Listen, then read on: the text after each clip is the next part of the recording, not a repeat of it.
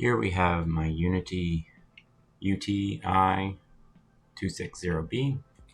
I absolutely destroyed it getting it apart. I could not find the screws for the life of me.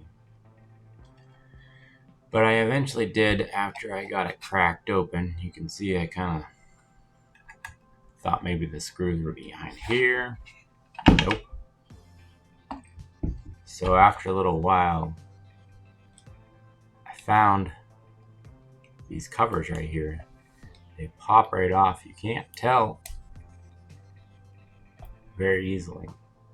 They pop off right here. There's 4 screws. 1, 2, 3, 4.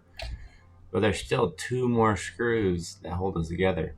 You have to heat up this screen cover and pull it off so you can get to the 2 screws that go right here. Terrible design.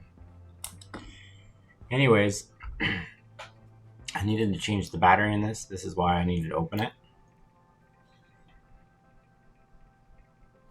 It is a 500 milliamp hour battery, 3.6 volts.